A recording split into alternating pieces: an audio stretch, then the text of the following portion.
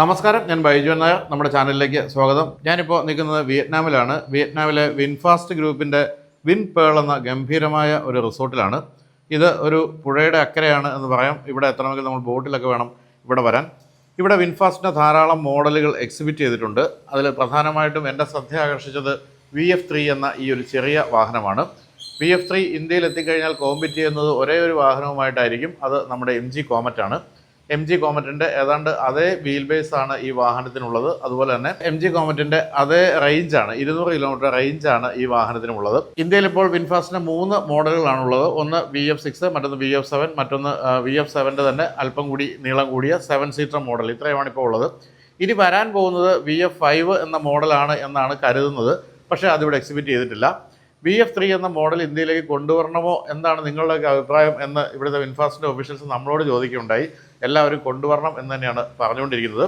MG കോമറ്റിൻ്റെ കാര്യത്തിൽ ഞാൻ എപ്പോഴും പറയുന്ന പോലെ ഒരേ ഒരു പ്രശ്നമാണ് എനിക്ക് തോന്നിയിരിക്കുന്നത്. അതായത് ടയർ സൈസാണ്. 12 ഇഞ്ച് ടയേഴ്സാണ് അതിന് കൊടുത്തിരിക്കുന്നതെങ്കിൽ ഇതിൻ്റെ കാര്യത്തിൽ 16 ഇഞ്ച് ടയേഴ്സാണ്. അതുകൊണ്ട് തന്നെ എവിടെയും ഓടിച്ചുകൊണ്ട് പോകാൻ ബുദ്ധിമുട്ടില്ല. എന്തായാലും VF3 എന്ന ഈ മോഡലിൻ്റെ വളരെ ചെറിയ ഒരു ക്വിക്ക് റിവ്യൂ ആണ് നിങ്ങളിപ്പോൾ കാണാൻ പോകുന്നത്. അപ്പോൾ എല്ലാവർക്കും ഒരിക്കൽ കൂടി വിൻഫാസ്റ്റിൻ്റെ ഈ ഒരു കേന്ദ്ര സ്ഥാനത്ത് നിന്നും സ്വാഗതം.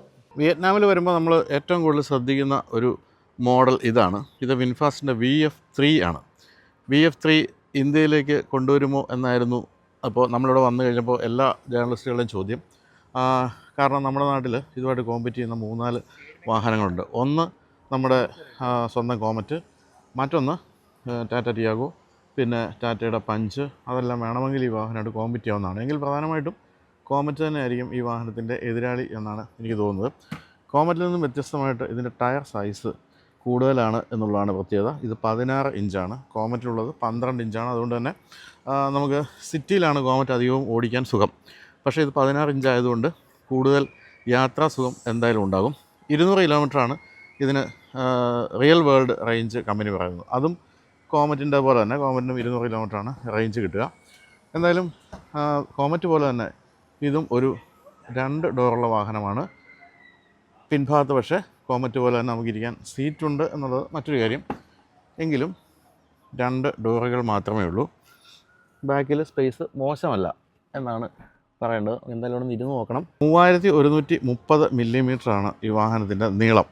അതുപോലെ തന്നെ 165 മില്ലിമീറ്റർ ഗ്രൗണ്ട് ക്ലിയറൻസ് ഉണ്ട്. അപ്പോൾ അതുകൊണ്ട് ഇന്ത്യയിലെ രീതികൾക്കനുസരിച്ച് ഓടിക്കാൻ ബുദ്ധിമുട്ടില്ല എന്നുള്ള കാര്യത്തിൽ സംശയമില്ല. പിൻഭാഗമാണെങ്കിലും കാണാൻ നല്ല ഭംഗിയാണ്. വിൻഫാസ്റ്റിന് നമ്മളെപ്പോഴും പറയും, വിൻഫാസ്റ്റിന് വാഹനങ്ങൾ ഡിസൈൻ ചെയ്യാൻ എളുപ്പമാണ്. കാരണം അവർ ഈ ഒരു V എന്ന് പറയുന്ന ഒരു ലോഗോ വെച്ചിട്ട് മുൻഭാഗം അങ്ങ് ഗ്രില്ല് ഡിസൈൻ ചെയ്യും. അത് കഴിഞ്ഞാൽ വലിപ്പം അനുസരിച്ച് വാഹനം ഡിസൈൻ ചെയ്യണമെന്ന് മാത്രമേ ഉള്ളൂ. ബാക്കിയെല്ലാം ഏകദേശം ഒരുപോലെ ആയിരിക്കും. പക്ഷേ ഈ ഒരു വാഹനത്തിൻ്റെ കാര്യത്തിൽ അങ്ങനെ പറയാൻ പറ്റില്ല. കാരണം ഇതിൻ്റെ രൂപം വിൻഫാസ്റ്റിൻ്റെ മറ്റ് വാഹനങ്ങളുടെ രൂപത്തിൽ നിന്നും വ്യത്യസ്തമാണ്. എന്തായാലും ഈ ഒരു ക്ലിയർ ലെൻസ് LED ഹെഡ്ലാമ്പാണ് നമ്മൾ കാണുന്നത്. ഇതാണ് ഞാൻ ഈ പറഞ്ഞ V എന്ന് പറയുന്ന ആ ഒരു ലോഗോ. അത് കഴിഞ്ഞാൽ മുൻഭാഗത്തുനിന്ന് കാര്യമായ രീതിയിൽ ഒന്നുമില്ല. പക്ഷേ ഏറ്റവും അധികം കസ്റ്റമൈസ് ചെയ്യപ്പെടുന്നൊരു വാഹനം ഇത് തന്നെയാണ്. ഇതിൻ്റെ ഒരേ രീതിയിലുള്ള VF3കൾ കാണാൻ ബുദ്ധിമുട്ടാണ്. ആ തരത്തിൽ കസ്റ്റമൈസേഷൻ സാധ്യമാണ്. പല നിറത്തിലും തരത്തിലും ഒക്കെയുള്ള നല്ല ഫാസ്റ്റ് കളേഴ്സൊക്കെ ഉണ്ട്. നല്ല ഭംഗിയാണ് കാണാൻ. അപ്പോൾ ഇവിടെ ഒരു എയർ സ്കൂപ്പാണ് കൊടുത്തിരിക്കുന്നത്. ഈ ഭാഗത്ത് എയർ സ്കൂപ്പുണ്ട്. പിന്നെ ബ്ലാക്ക് ബമ്പർ, ഫോഗ് ലാമ്പ്, അത്തരം കാര്യങ്ങളൊന്നും കൊടുത്തിട്ടില്ല. സൈഡ് പ്രൊഫൈലിലേക്ക് വരുമ്പോൾ കാണാനുള്ള ഭംഗി തീർച്ചയായിട്ടും ഉണ്ട്. കുറച്ചുകൂടി ഒരു അപ്രൈറ്റ് പൊസിഷനാണ്. വേണമെങ്കിൽ നമ്മളൊരു മാരുതി ജിംനിയുടെ ഒക്കെ ഒരു ചെറിയ രൂപം എന്ന് പറയുന്ന രീതിയിൽ ഒരു SUV-ഷാണ് ഈ ഒരു വാഹനം എന്നുള്ളൊരു സംശയമില്ല. ടയർ സൈസ് തന്നെയാണ് ഞാൻ പറഞ്ഞല്ലോ ഏറ്റവും കൂടുതൽ നമ്മളിതിലേക്ക് ആകർഷിക്കുന്ന ഒരു ഘടകം. പിൻഭാഗത്തേക്ക് വരുമ്പോൾ മുൻഭാഗം പോലെ തന്നെ, മുൻഭാഗമാണോ പിൻഭാഗമാണോ എന്ന് മനസ്സിലാകാത്ത രീതിയിൽ വീണ്ടും ഈ ഒരു V എന്നുള്ള ആ ഒരു ലോഗോ അവിടെ അങ്ങനെ പ്രൊജക്റ്റ് നിൽക്കുന്നുണ്ട്. VF3 എന്നുള്ള ബാഡ്ജിങ്. വലിയ സവിശേഷതയൊന്നുമില്ലാത്ത ഒരു ടെയിൽ ലാമ്പാണെന്ന് പറയാം. എന്തായാലും അത് ഭംഗിയായിട്ടുണ്ട്. ഇനി ബൂട്ട് സ്പേസ് നോക്കാം. ബൂട്ട് സ്പേസിലേക്ക് വരുമ്പോൾ ഈ കാര്യത്തിൽ എനിക്ക് തോന്നുന്നു കുറച്ചുകൂടി ഭേദം കോമറ്റാണ്. കോമറ്റിൽ കുറച്ചുകൂടി സ്പേസ് ഉണ്ട്. ഇവിടെ ഇത്രയുമാണ് നമുക്കൊരു ലെഗ് സ്പേസ് ആയിട്ട് പറയാവുന്ന കാര്യം. മുൻഭാഗത്തെ സീറ്റ് മുന്നിലേക്ക് നീക്കിയിട്ടില്ലെങ്കിൽ ബുദ്ധിമുട്ടാണ്. ആ കാര്യത്തിലും കോമറ്റിന് കുറച്ചുകൂടി സ്പേസ് ഉണ്ട്. എന്തായാലും നിർമ്മാണ നിലവാരം പോലുള്ള കാര്യങ്ങളൊന്നും ഈ വാഹനം മോശമല്ല. വിൻഫാസ്റ്റാണ് ഇപ്പോൾ ഈ ഇവിടുത്തെ വിയറ്റ്നാമിലെ 35% വാഹന വിപണിയും കൈയാളുന്നത്. അതുകൊണ്ട് തന്നെ ഇഷ്ടംപോലെ വാഹനങ്ങൾ നിങ്ങൾക്ക് ഇവിടെ എവിടെ നോക്കിയാലും കാണാൻ സാധിക്കും. ഇനി ഇൻറ്റീരിയറിലേക്ക് കടന്നിരിക്കാം. ഇൻറ്റീരിയറിൽ നമ്മൾ പ്രധാനമായിട്ടും കാണുന്നത് ഈ ഒരു സ്ക്രീൻ മാത്രമാണ്. ഇതിപ്പോൾ ഇതിനകത്ത് കീ ഇല്ല, അതുകൊണ്ട് സ്റ്റാർട്ട് ചെയ്യാൻ പറ്റില്ല.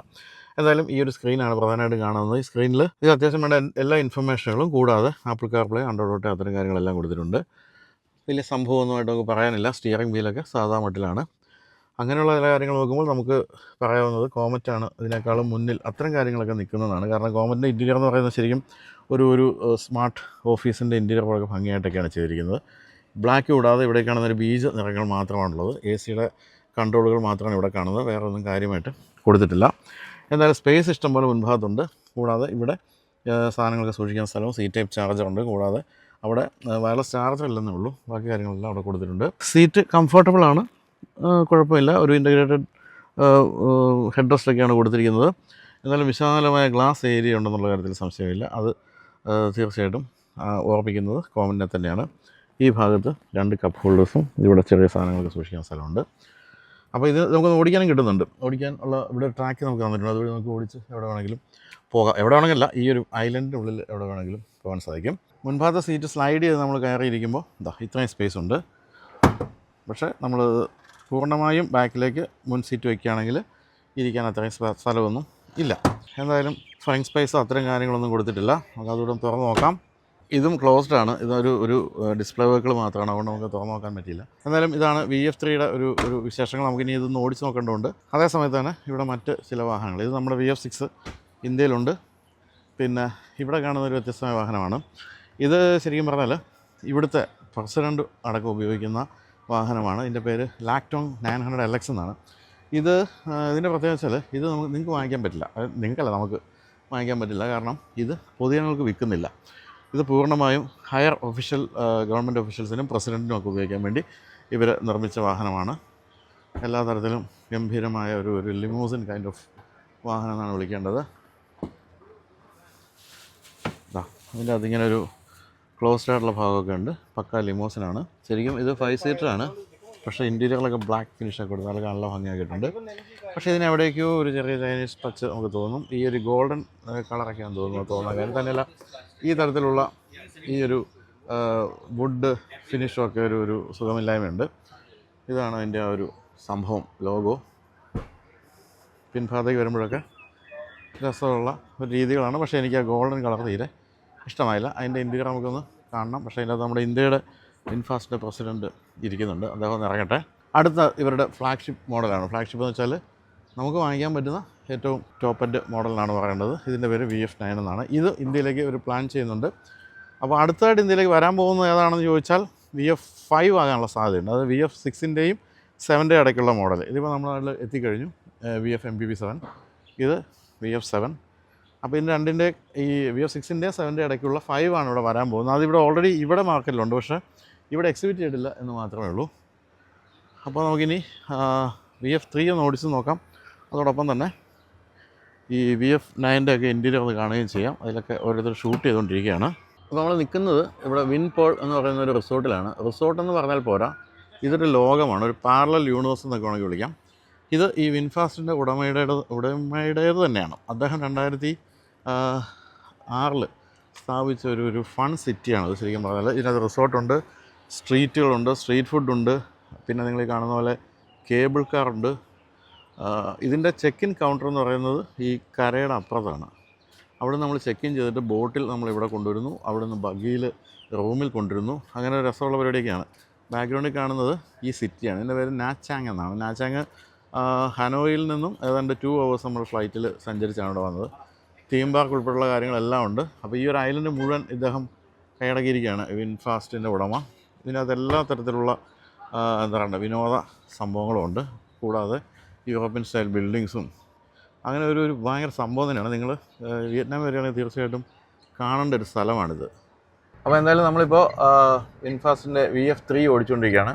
ഞാൻ ഈ സ്ഥിരമായിട്ട് MG ഗോമറ്റ് ഓടിക്കുന്നതുകൊണ്ട് എനിക്ക് കുറച്ചുകൂടി രസം ഇത് ഓടിക്കാൻ തോന്നി. കാരണം വെച്ചാൽ രണ്ടും തമ്മിലുള്ള മാറ്റമൊന്നും അറിയണമല്ലോ. ഇവിടെ പക്ഷേ നമ്മുടെ ഡ്രൈവിംഗ് സ്റ്റൈലല്ല. You are sitting in the left side of the car and the driving on the right side of the road. അപ്പോൾ ഇത് മുഴുവൻ ഇപ്പോൾ ഈ ഒരു ഇതിൻ്റെ ഉള്ളിൽ തന്നെയാണ് റിസോർട്ടിൻ്റെ ഉള്ളിൽ തന്നെയാണ് നമ്മൾ ഡ്രൈവ് ചെയ്യുന്നത്. അപ്പോൾ ഇതിൻ്റെ കാര്യത്തിൽ 18.6 kW ബാറ്ററി പാക്കാണുള്ളത്. മാക്സിമം സ്പീഡ് 105 km ആണ്. എന്തായാലും കോമറ്റ് ഓടിക്കുന്ന ഒരു ഫീലിനൊക്കെ കുറച്ചുകൂടി ഒരു SUV ഫീൽ ഇതിന് കിട്ടുന്നുണ്ടെങ്കിൽ അതിൻ്റെ കാരണം ഇതിൻ്റെ ടയർ സൈസ് തന്നെയാണ്. ഞാൻ പറഞ്ഞല്ലോ 16 ഇഞ്ച് ടയർ എന്ന് പറയുന്നത് സാമാന്യം വലിയ SUV-കളുടെ ഒരു ടയർ സൈസ് ഉണ്ട് എന്ന് പറയുമ്പോൾ ഓടിക്കുമ്പോഴും ആ ഒരു സുഖം കിട്ടുന്നുണ്ട്. പിന്നെ 175 മില്ലിമീറ്റർ ഗ്രൗണ്ട് ക്ലിയറൻസ് തീർച്ചയായിട്ടും അതും കിട്ടുന്നുണ്ട്. അപ്പോൾ അങ്ങനെ മൊത്തത്തിൽ കുറച്ചുകൂടി ഒരു ഡ്രൈവിൻ്റെ ഒരു സുഖം ഇതിന് കിട്ടുന്നുണ്ടെന്നുള്ള കാര്യത്തിൽ സംശയമില്ല. പിന്നെ ഹൈറ്റ്, സീറ്റിൻ്റെ ഹൈറ്റ് ആയാലും അത്തരം കാര്യങ്ങളെല്ലാം ഓക്കെ. പക്ഷേ സീറ്റിൻ്റെ ഹൈറ്റൊന്നും നമുക്ക് മാനുവലി അല്ലാതെ നമുക്കൊന്നും ചെയ്യാൻ പറ്റില്ല. എല്ലാം മാനുവലി ഉള്ള കൺട്രോളൊക്കെ ഉള്ളൂ. ഇപ്പോൾ ശരിക്കും പറഞ്ഞാൽ ഈ ഒരു വാഹനം ഇന്ത്യയിലേക്ക് കൊണ്ടുവരണമോ എന്നുള്ളതിൻ്റെ ആലോചനയാണ് ഇവർ. ഇപ്പോൾ നമ്മുടെ അടുത്തിപ്പോൾ ഇവിടെ കാണുന്ന വിൻഫാസ്റ്റിൻ്റെ ഓഫീസേഴ്സ് എല്ലാം നമ്മൾ ചോദിക്കുന്നുണ്ട്, നമുക്ക് ഈ വാഹനം ഇവിടെ ഇന്ത്യയിൽ കൊണ്ടുവന്നാൽ എങ്ങനെ ഉണ്ടാവും എന്നൊക്കെ, എന്താണ് നിങ്ങളുടെ ഒരു അഭിപ്രായം എന്നൊക്കെ ചോദിക്കുന്നുണ്ട്. അപ്പോൾ അത് നമ്മൾ വേണമെന്ന് തന്നെയാണ് പറയുന്നത്. കാരണം ഇപ്പോൾ കോമറ്റ് അല്ലാതെ മറ്റൊരു കോമ്പറ്റീറ്റർ ഇപ്പോൾ ഇന്ത്യയിലില്ല എന്നുള്ളതുകൊണ്ട് തന്നെ കൊണ്ടുവരണം തന്നെയാണ് നമ്മളിപ്പോഴും ഇവരോട് പറഞ്ഞുകൊണ്ടിരിക്കുന്നത്. തന്നെയല്ല ഞാൻ പറയല്ലോ, ഇത് കൂടുതൽ സിറ്റിയിലൊക്കെ നമുക്ക് സിറ്റി വിട്ടും ഓടിക്കാൻ സാധിക്കും, ഹൈവേയിലൊക്കെ ഇതിൻ്റെ ഒരു വീൽ സൈസ് കാരണം. എങ്കിലും ഇൻറ്റീരിയറിൻ്റെ കാര്യത്തിലും പിന്നെ കുറച്ചൊരു ബിൽഡ് ക്വാളിറ്റി കുറച്ചുകൂടി കൂടുതൽ എനിക്ക് തോന്നിയ കോമറ്റിനാണ്. ഇത് ഒരു വില കുറയ്ക്കാൻ വേണ്ടിയിട്ടുള്ള കാര്യങ്ങളൊക്കെ ചെയ്തിട്ടുണ്ടെന്ന് തോന്നുന്നു. ഇവിടെ 7 ലക്ഷം രൂപയോളം ഉള്ളൂ. ഈ ഒരു 7 ലക്ഷം പോലും ഇല്ല ശരിക്കും പറയും ഈ വാഹനത്തിൻ്റെ വില. പക്ഷേ ഇന്ത്യയിൽ ഇവർക്ക് അസംബ്ലി പ്ലാന്റ് ഇപ്പോൾ തൂത്തുക്കുടിയിലുണ്ട്. അപ്പം ആ ഒരു വിലയ്ക്ക് ഇവർക്ക് അവിടെ വിൽക്കാൻ സാധ്യതയുണ്ട് എന്നാണ് പറയേണ്ടത്. അപ്പോൾ 105 കിലോമീറ്ററാണ് മാക്സിമം സ്പീഡ്. നമുക്കിവിടെ അതൊന്നും എടുത്തു നോക്കാൻ പറ്റില്ല, കാരണം ഇതൊരു ക്ലോസ്ഡ് ആയിട്ടുള്ള ഒരു ഐലൻഡാണ്. അപ്പോൾ ഇന്ത്യയിലേക്ക് ഇത് കൊണ്ടുവരട്ടെ എന്ന് ആഗ്രഹിക്കാനേ നമുക്ക് പറ്റൂ. എങ്കിലും VF5 ആണ് ഇനി കൊണ്ടുവരാൻ പോകുന്നത്. പിന്നെ VF9 തീർച്ചയായിട്ടും ഇന്ത്യയിലെത്തും. അതാണ് ഒരു ഫ്ലാഗ്ഷിപ്പ് മോഡൽ എന്ന് പറയുന്നത്. വളരെ വലിയൊരു SUV അല്ല, ശരിക്കും ഒരു MPV ആണത്. പിന്നെ വിൻഫാസ്റ്റിൻ്റെ സ്കൂട്ടറുകളും ഇന്ത്യയിലേക്ക് വരാൻ പോവുകയാണ്. അതിനും വലിയ താമസമില്ല.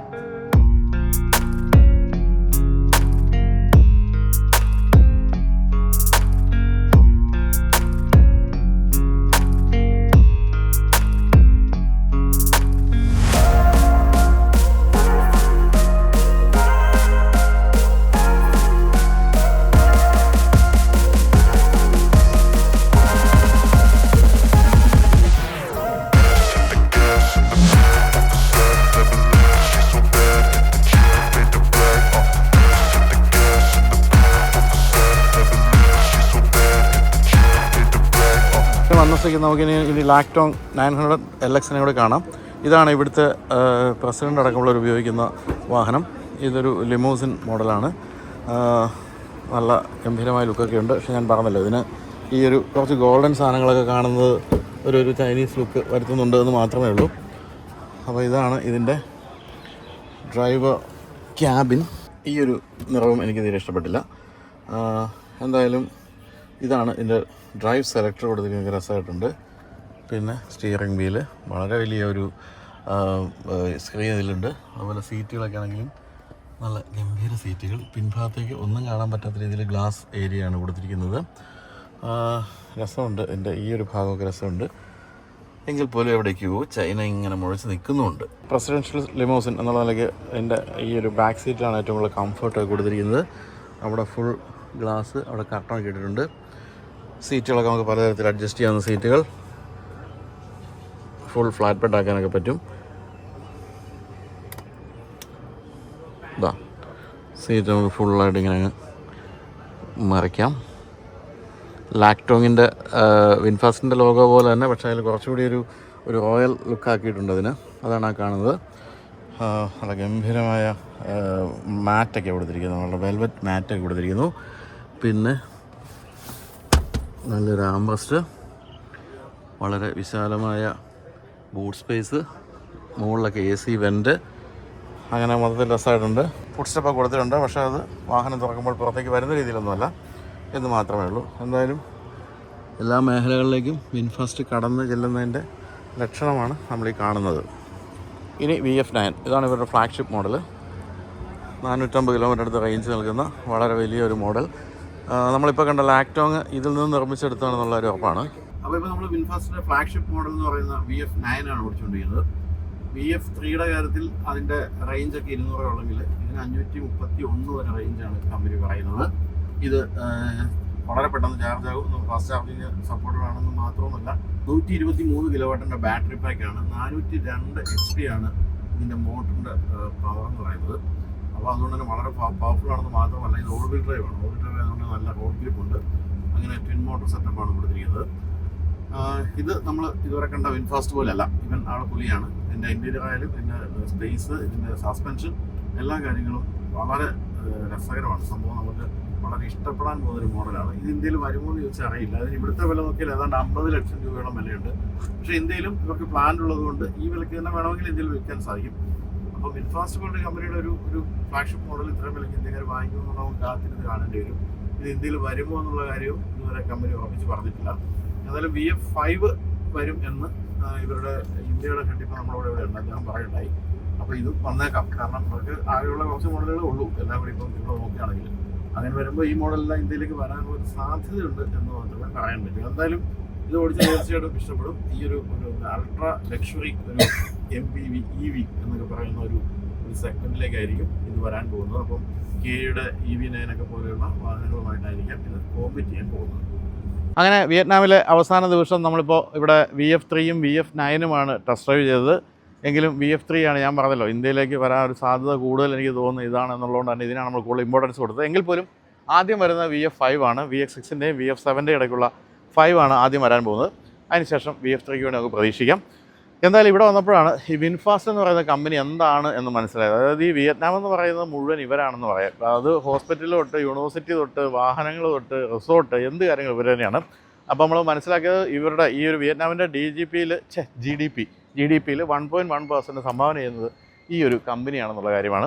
എന്തായാലും ഈ കാണുന്ന സ്കൂട്ടർ ഉൾപ്പെടെയുള്ള എല്ലാം ഇനി ഇന്ത്യയിലേക്ക് തീർച്ചയായിട്ടും വരും. അപ്പോൾ എന്തായാലും വളരെ വലിയൊരു കമ്പനി തന്നെയാണ്. നമ്മളങ്ങനെ എവിടെ നിന്ന് വന്ന ഏതൊരു കമ്പനിയെന്ന് കാണേണ്ട ഒരു കമ്പനിയല്ല വിൻഫാസ്റ്റ് എന്ന് മനസ്സിലാക്കി തരുന്ന ഒരു ടൂറായിരുന്നു ഇത്തവണ വിൻഫാസ്റ്റ് നമുക്ക് തന്നത്. അപ്പോൾ എന്തായാലും വിൻഫാസ്റ്റ് നന്ദി പറഞ്ഞുകൊണ്ട് ബൈ പറയാം അല്ലേ? Okay, by.